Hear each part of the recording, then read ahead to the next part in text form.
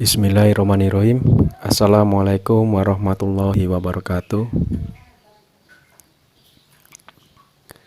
Dalam modul 1, dasar-dasar akuntansi, bab 6 akan membahas neraca lajur dan laporan keuangan.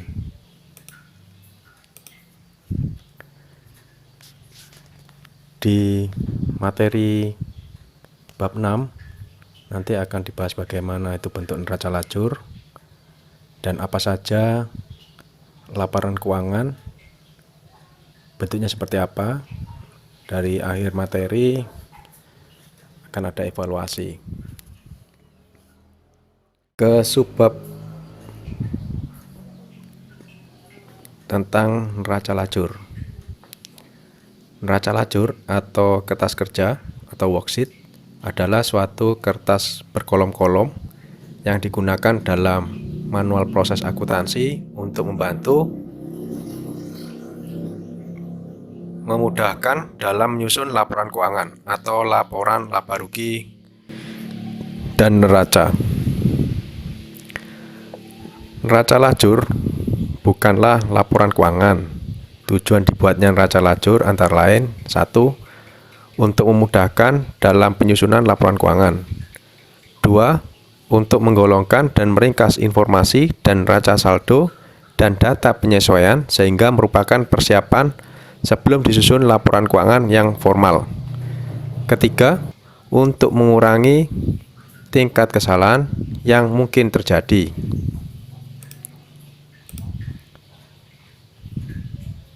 Berikutnya,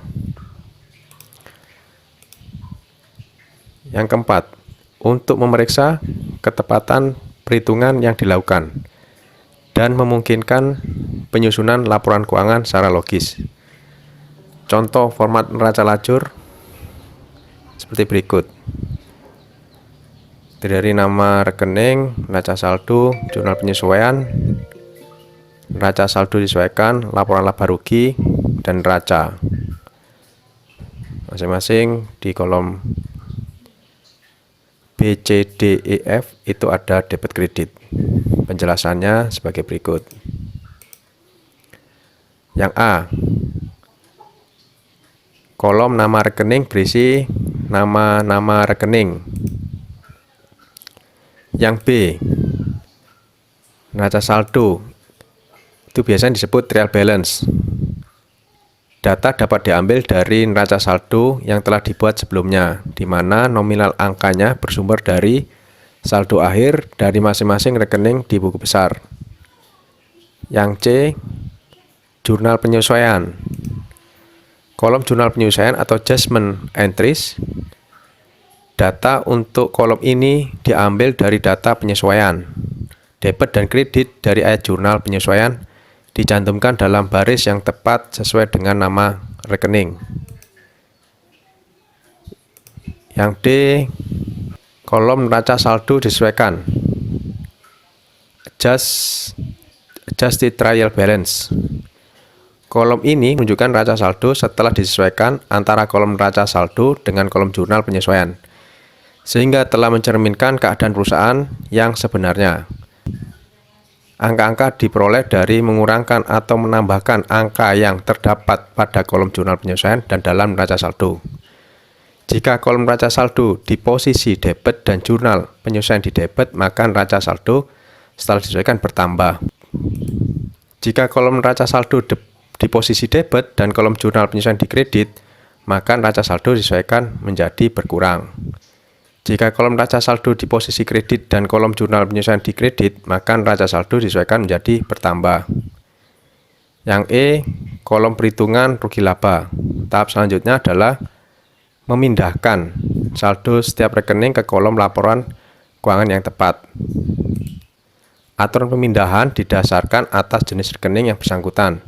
Di kolom ini berisi rekening nominal yang berkaitan dengan operasi perusahaan dari dua akun utama, yakni rekening pendapatan dan biaya. Yang F, kolom neraca berisi rekening real, yakni harta, hutang atau liabilitas, dan modal. Nah, subbab berikutnya ya, laporan keuangan. Laporan keuangan merupakan tahapan akhir dari siklus akuntansi yang selanjutnya akan dipergunakan sebagai bagian informasi keuangan yang akan digunakan baik oleh manajemen perusahaan, pemilik perusahaan, kreditur, atau para pengambil keputusan lainnya yang memiliki kepentingan dengan perusahaan tersebut. Laporan keuangan atau financial statement adalah suatu daftar keuangan yang dibuat pada akhir periode yang berasal dan catatan kegiatan perusahaan yang terdiri dari neraca, laporan laba rugi, laporan perubahan modal, dan laporan arus kas. Neraca adalah suatu laporan yang memuat posisi harta, hutang, dan modal pada suatu tanggal tertentu. Berikut contoh format neraca. Misalnya ini, punyanya Salon Muslimah Anida, neraca 31 Desember 2019. Itu kalau aktivanya di sebelah kiri, dia akan dirincikan aktiva lancar, itu kas, piutang, perlengkapan, sewa dibayar di muka. Nanti dijumlah khusus aktiva lancar, jumlahnya berapa? Ini contohnya 14.750.000. Aktiva tetap, misalnya peralatan salon, ini dikurangi dengan akumulasi penyusutan. Nah, total jumlah aktiva tetapnya dari 5 juta kurangi 500.000 sama dengan 4,5 juta. Nah, jumlah aktivanya 19.250.000. Nah, sisi kewajiban dan modal di sebelah kanan. Kewajiban itu terdiri dari hutang lancar. Di sini ada contohnya, ada hutang bank, hutang bunga, hutang gaji. Nah, jumlah hutang lancar di total, terus hutang bank sendiri termasuk hutang jangka panjang. Di total jumlah kewajiban hutang lancar dan hutang bank senilai 5.900.000 contohnya. Terus modal Nona Anida 13.350.000. Nah, di jumlah kewajiban dan modal 19.250.000 ini harus sama dengan jumlah aktiva. Ini untuk neraca. Kemudian untuk laporan laba rugi adalah suatu laporan yang membuat seluruh pendapatan dan beban yang terjadi selama suatu periode tertentu. Nah, contohnya seperti ini. Ini misalnya ya. Salon Muslimah Anida, laporan laba rugi 31 Desember 2019. Pendapatan salon 78.500.000.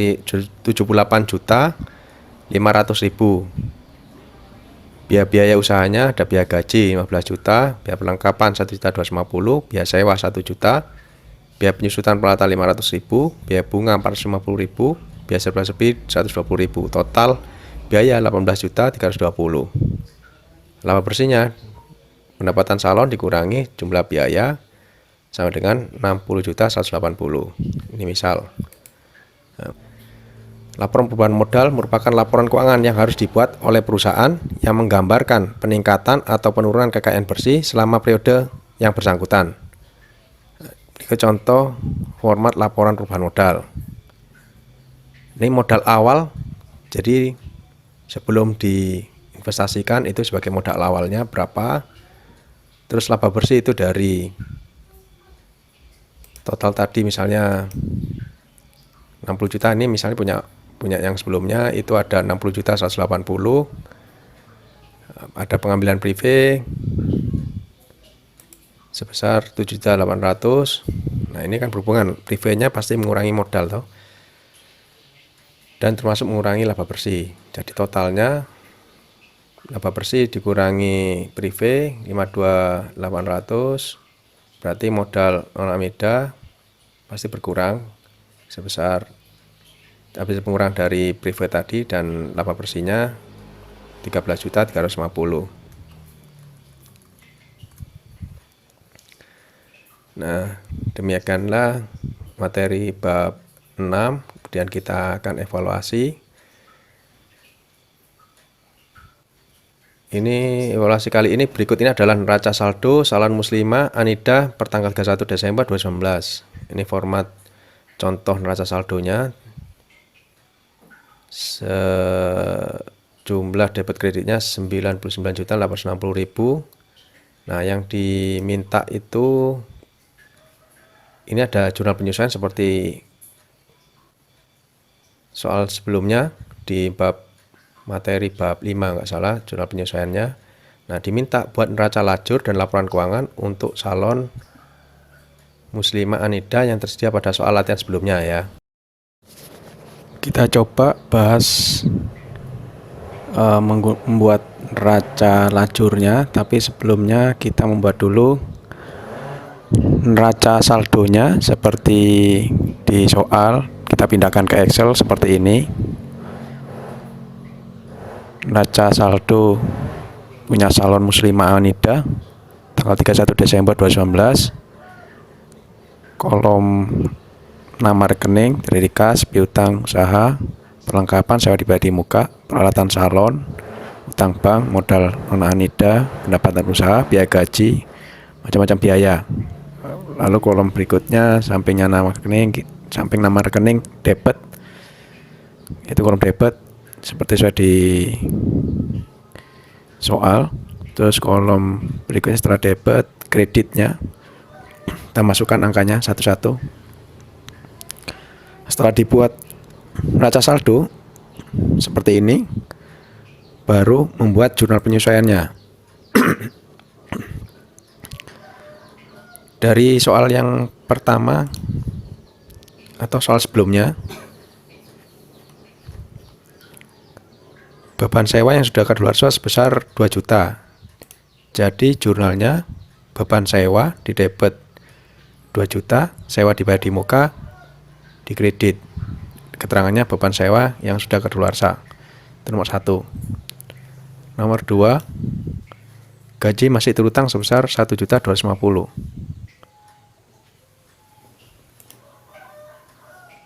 Jurnal penyesuaiannya beban gaji di debit 1.250.000, utang gaji di kredit 1.250.000. Keterangannya gaji yang masih terutang. Yang ketiga, ditaksir 10% dan jumlah piutang tidak dapat ditagih. Jurnal penyesuaiannya nomor 3, kerugian piutang 10% dari 560.000 jadi 56.000 di debit. Cadangan kerugian piutang di kredit 56.000. Keterangannya ditaksir 10% piutang tidak tertagih. Keempat, jurnal penyesuaiannya tentang penyusutan peralatan salon sebesar 20.000. Jurnalnya penyesuaian seperti nomor 4, itu seperti ini. Biaya penyusutan peralatan salon di debit 20.000, akumulasi penyusutan peralatan salon di kredit 20.000. Keterangannya penyusutan peralatan salon.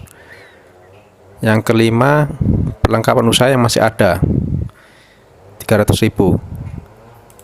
Jadi penyesuaiannya jurnal nomor 5, beban perlengkapan 1.200.000, perlengkapannya 1.200.000. Perlengkapan yang masih ada, keterangannya perlengkapan masih ada 300.000. Nah, setelah dibuat jurnal penyesuaian seperti ini di Excel, baru kita membuat kolom neraca lajur seperti ini. Itu nama rekening ditambahkan dari neraca saldo kurang lebih 1, 2, kerugian piutang, jaring kerugian piutang, terus akumulasi 2, 3, 4, 5, 6 akun. Tambahkan 6 akun. Caranya nanti dari ini dipindahkan di insert row ya. Insert row yang familiar dengan Excel bisa dikerjakan pakai insert. Jadi dipindahkan kolom pertamanya dari neraca saldo, dipindahkan saja di kolom neraca lajur. Kalau saya bisa menggunakan sum if. Nah, nanti ini pakai rumus di Excel pas bab aplikasi komputer aja, nanti kita bahas masalah rumus-rumus ini.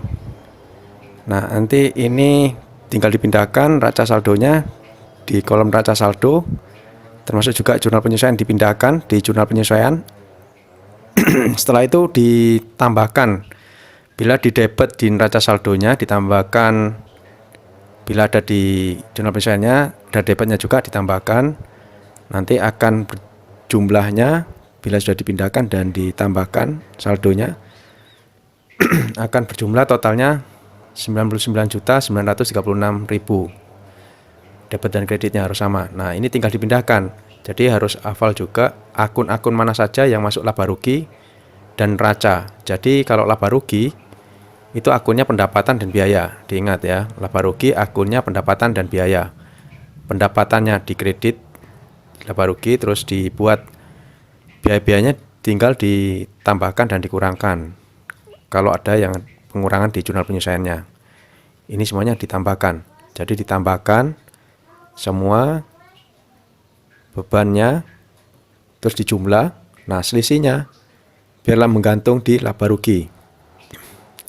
Ini tidak harus sama kalau laba rugi, karena ditahu bahwasannya di kasus ini pendapatan dan biaya lebih banyak biayanya, jadi ini otomatis rugi.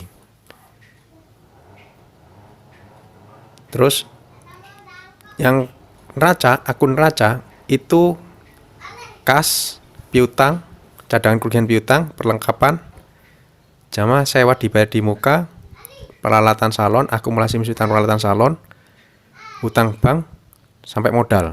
Nah, ini masuk neraca. Dipindahkan juga yang dari neraca saldo disesuaikan ke neraca, kolom neraca. Dijumlahkan juga, nanti selisihnya juga digantung gini, digantung. Nah, dari selisih yang digantung ini nanti dijumlahkan. Nanti akan sama debit dan kreditnya.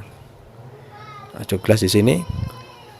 Nanti kalau misalnya tidak imbang di antara ininya, ini berarti ada yang salah di penempatan mindahkan saldo debit kreditnya. Berikutnya kita pindahkan yang kolom laba rugi jadi laporan laba rugi. Nah, saya membuat urutan laporan keuangannya itu dari laba rugi dulu ya, karena urutannya kita harus tahu dulu laba ruginya berapa, nanti masuk di perubahan modal. Laba rugi itu akan mempengaruhi modal, baru nanti setelah tahu modal pemiliknya berapa, nanti akan masuk di neraca totalnya berapa modal sesungguhnya. Jadi saya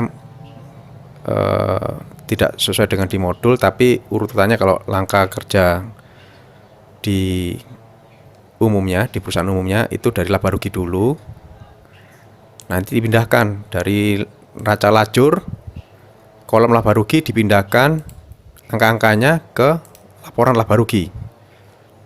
Jadi ditahu seperti ini posisinya seperti ini. Jadi nanti akan ditahu laba ruginya sebenarnya rugi. Jadi kalau dikurung gini berarti dia rugi. Kenapa dibiasakan di perusahaan umumnya disebut laba duluan? Karena laporan keuangan itu menghasilkan suatu yang optimis ya. Jadi kita punya usaha harus optimis, laba dulu. Jadi disebut laba duluan, tidak mungkin disebut rugi duluan. Jadi kalau rugi itu pesimis sepertinya. Kalau rugi dulu yang disebut. Jadi kalau laba dulu disebut berarti dia optimis, usaha itu akan pasti untung. Jadi laba dulu disebut. Kenapa alasannya harus laba duluan disebut daripada rugi. Nah, ini berarti setelah dipindah laporan laba dari kolom neraca lajur, kolom laba ruginya dipindah ke laporan laba rugi, baru membuat laporan perubahan modal. Nah, modal awal Nona Anida di neraca saldo sebelumnya itu kan senilai 51.860.000. Nah, dikurangi dari laba rugi bersih tadi senilai 6.276. Nah, setelah dikurangi berarti modal akhir Nona Anida 45.584.000. Nah, ditahu sudah modal akhirnya Nona Anida berarti berkurang karena rugi. Ya, baru neracanya. Nah, ini kolom neracanya kita pakai skontro ya. Kalau skontro berarti debitnya maksudnya sebelah kirinya itu aktiva, sebelah kanannya itu kewajiban dan modal. Kalau Staffel itu kewajiban dan modalnya di bawah aktiva. Tapi posisinya harus nanti antara jumlah aktiva dan jumlah kewajiban dan modalnya itu harus seimbang, harus sama. Intinya di situ. Jadi nanti ini dipindahkan juga yang dari neraca lajur kolom neraca dipindahkan ke laporan neraca akhir ya, neraca akhir. Jadi kasnya dipindahkan. Nah, khusus cadangan kerugian piutang, kalau di neraca lajurnya itu dia di posisi kredit, berarti kalau di neraca tampilan di debitnya dia harus minus, karena dia di debit ini posisi debit. Posisi debit. Jadi ini kan saldo debit semua ini. Nah, jadi kalau dia di awalnya dia saldo kredit di neraca lajur, berarti masuk di debitnya dia jadi minus. Termasuk akumulasi penjualan peralatan salon. Dia minus juga karena dia posisi di neraca lajurnya dia kredit. Saat di jurnal penyesuaian dia posisinya di kredit. Otomatis di tampilan neraca lajurnya dia di kredit. Nah, jadi saldo di kredit di neraca lajur pindah di neracanya itu jadi minus di debitnya. Ini minus. Jadi kalau dijumlah tidak sama ya. Tidak harus sama. Maksudnya ini karena yang sama itu harusnya di kewajiban dan modalnya dengan aktifanya harus sama. Ini karena kan ada tidak samanya karena di neraca lajur itu kan cadangan kerugian piutang kan kredit saldonya, termasuk akumulasi penjualan dan di kredit. Nah, tapi kalau di neracanya dia menjadi debit tapi minus. Otomatis kalau dijumlah dia akan berbeda dengan di neraca lajur. Nah, ini nanti hutang banknya dipindahkan juga ke sini. Nah, modal non anidanya diambil dari laporan perubahan modal akhir, saldo akhirnya. Nah, jadi kalau setelah dijumlah dimasukkan modalnya, berarti otomatis dia akan sama saldo jumlah kewajiban dan modalnya dengan jumlah aktifanya, saldonya totalnya sama. Nah, demikianlah ulasan dari materi evaluasi bab 6 neraca lajur dan laporan keuangan.